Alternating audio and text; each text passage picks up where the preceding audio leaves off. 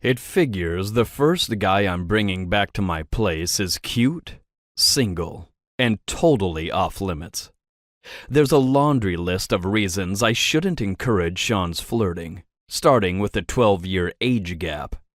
But the gap in our ages is nothing compared to the gap in our experiences.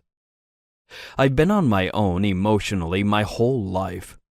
Been taking care of myself physically and financially since I was old enough to earn a paycheck. When I turned 18, I signed up with the Army, expecting to be in until I was eligible for a full pension at 20 years, at least.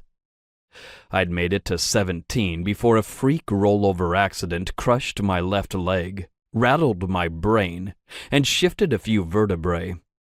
I've been to hell and back and have the nightmares and scars to show for it. According to Troy, Sean's never left West Virginia, and probably hasn't suffered anything worse than a paper cut. His life is just getting started. He needs to find his own way, carve out his own life. Is there someone in West Virginia waiting for Sean? If not, he's come to a great place to find one. Vermont in general, and Burlington in particular, is a pretty liberal place. Sean will have his pick of cute guys once he starts school. He'll probably hook up with someone that first week.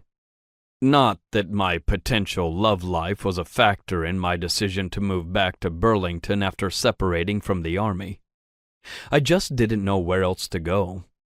Outside of Army bases, it's the only place I've ever lived. I grew up here, shuttling between loveless foster homes and uniformly depressing group homes.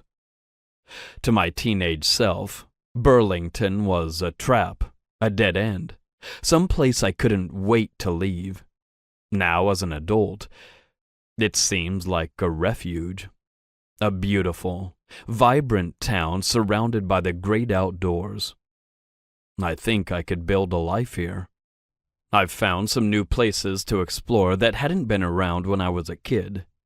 There's this inclusive wine bar and bookstore on Church Street called Vino and Veritas that I particularly like. It's cozy and welcoming. Good snacks and great local beers and cider. But most importantly, twice a month they hold an open mic night where I can get up on the small stage and play my guitar in front of actual people. It's the kind of place I can picture myself killing a few hours after dinner with a group of friends. If I had any.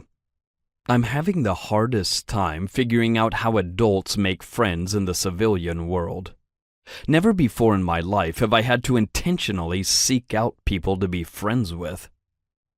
For better or worse, military service gives you a built-in group of buddies. Hell, it's harder to get alone time than it is to find someone to hang out with.